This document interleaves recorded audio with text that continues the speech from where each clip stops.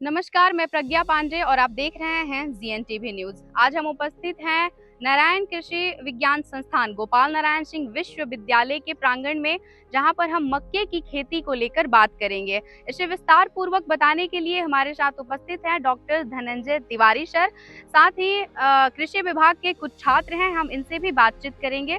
सबसे पहले तो बहुत बहुत स्वागत है सर आपका जीएनटीवी में।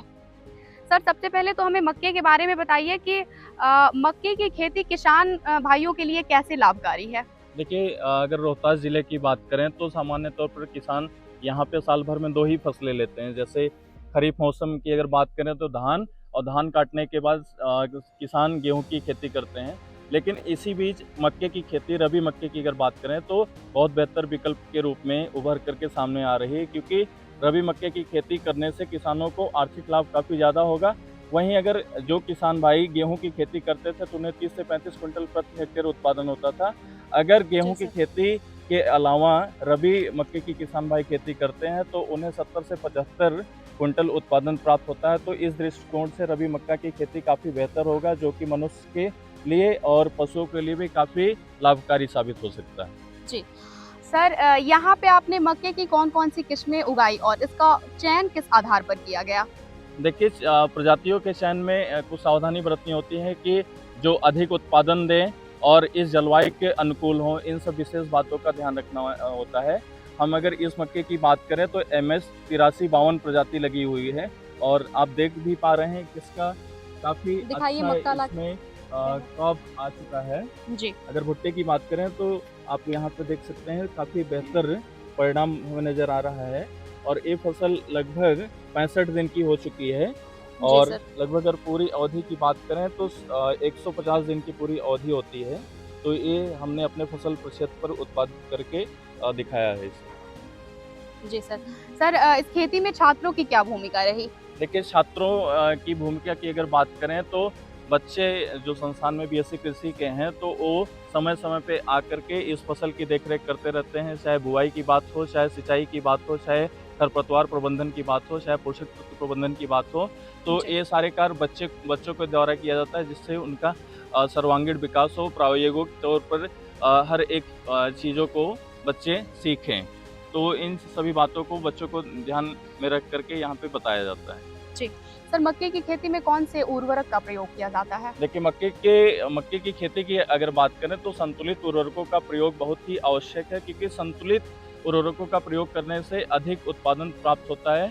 सामान्य तौर पर मक्के की खेती की बात करें तो 120 किलोग्राम नाइट्रोजन प्रति हेक्टेयर, 60 किलोग्राम फास्फोरस प्रति हेक्टेयर एवं 60 किलोग्राम पोटेशियम पर हेक्टेयर की आवश्यकता होती है। किसान भाइयों को यह सावधानी बरतना है कि जब भी वो उर्वरक का प्रयोग करें तो खेत में नमी पर्याप्त मात्रा में रहे, और किसान भाइयों को यह भी ध्यान देना होगा कि जब भी उर्वरक का प्रयोग करें तो नाइट्रोजन की पूरी मात्रा, फास्फोरस, पोटेशियम की जी। पूरी मात्रा तथा नाइट्रोजन की आधी मात्रा बुआई के समय देना है, और शेष बची हुई नाइट्रोजन की मात्रा खड़ी फसल में देना है, जिससे निश्चित तौर पर अधिक उत्पादन प्राप्त होगा।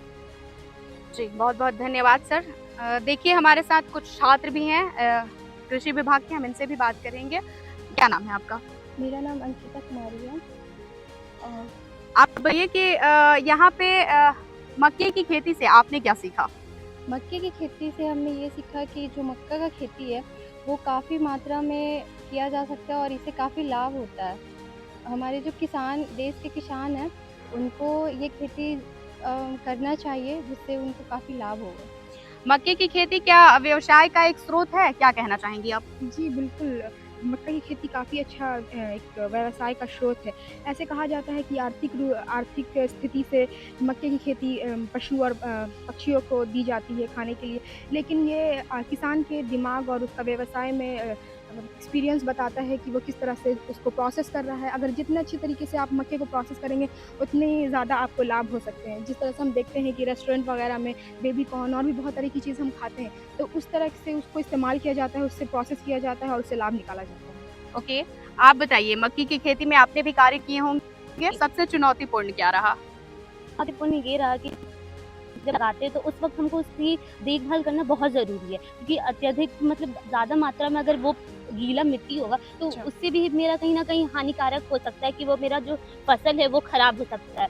बिल्कुल। तो हमको ये देखना है कि जब हम मक्के की खेती कर रहे हैं तो जो मेरा मिट्टी हो, जो मेरा सॉइल जो है वो अच्छे से नमी पूर्वक हो। ज़्यादा नमी रहेगा तो उससे भी दिक्कत है और कम नमी रहे तो भी दिक्कत है। तो हमें उसको अच्छे से देखभाल करना है और साथ में हमको ये भी देखना है कि जो खरपतवार हैं उनको हमको टाइम टू टाइम उसको निकालना रहता है। जैसे कि हम 15 से बुआई के बाद 15 से 30 दिन के बाद पहला हम खरपतवार निकलवाते हैं, फिर दूसरा जो होता है वो 25 से 30 दिन के बाद होता है। तो ये सब जो चीज़ है हमको ध्यान में रखना है, अगर अदरवाइज़ अगर हम ये सब चीज़ नहीं देखते तो मेरा फसल बर्बाद हो सकता है, जो कि हम वो बिल्कुल नहीं चाहते क्योंकि हमको ये पता है कि मक्का हमारी सेहत के लिए बहुत ज़्यादा महत्वपूर्ण है। साथ में ये बिल्कुल। कार्बोहाइड्रेट, प्रोटीन, विटामिन और हमारे कह सकते हैं कि इम्यूनिटी को बूस्ट करता है और ये कह सकते हैं कि सेहत के लिए एक खजाना है। शुक्रिया। बिल्कुल, बिल्कुल। आप बताइए आपके अध्ययन पे इसका क्या प्रभाव पड़ा? जी मैम, बिल्कुल हम इससे बहुत प्रभावित हैं क्योंकि हम भी एक किसान फैमिली से आते हैं और इसको हम इस संस्थान के माध्यम से हम अपने परंपरागत खेती को साइंटिफिक खेती की ओर ले जाने के लिए अग्रसर हैं। आप बताइए किसान भाइयों को इस खेती के करने के लिए आप क्या कहना चाहेंगे? कैसे करें उस खेती को वो? इस खेती को वो इस तरीके से कर सकते हैं कि इसमें वो प्रॉपर मात्रा में फर्टिलाइज़र का प्रयोग करेंगे और उसके बाद वो जो डिस्टेंस है पौधे से और पंक्ति से पंक्ति की उसे अच्छे से रखेंगे तो फसल की उर्वरकता बढ़ेगी। आइए इधर भी कुछ छात्र हैं, इनसे भी हम बात करेंगे। आप बताइए क्या नाम है आपका? मेरा नाम विनायक जायसवाल है। अच्छा, इस फसल को तैयार होने की अवधि क्या है? कितने दिनों में यह फसल तैयार हो जाता है? यह फसल जो है यह फसल 80 से 90 दिनों में तैयार हो जाता है और इस फसल में जो कि किसान भाइयों ने धान गेहूं का फसल को 30 से 35 क्विंटल पर हेक्टेयर का काटते हैं। अगर मक्के की खेती करने से 70 से 75 क्विंटल पर हेक्टेयर इसका मुनाफा है और किसान भाइयों ने इसको अच्छा से अगर सिंचाई किया और सिंचाई के बाद अगर इसको खरपतवार टाइम टू टाइम और इसको रो टू रो पंक्ति जो है प्लांट टू प्लांट अगर किया जा सकता है खेती तो इसमें बहुत महत्वपूर्ण होगी। ओके, ठीक है। सर, अगर किसी किसान भाई को खेती को करना है और इसकी शुरुआत करनी है तो क्या यहाँ पे सर आपके नारायण कृषि संस्थान विज्ञान में आकर वो कहाँ पे संपर्क करें? जी बिल्कुल, जैसा कि मैं बताना चाहता हूँ कि हमारा नारायण कृषि विज्ञान संस्थान एक कृषि सेवा केंद्र की भी स्थापना की है। तो किसी भी किसान भाई को अगर मक्के के बारे में हो या किसी भी कृषि से संबंधित व्यवसाय के बारे में जानकारी की आवश्यकता हो तो आकर के संस्थान में संपर्क कर सकते हैं।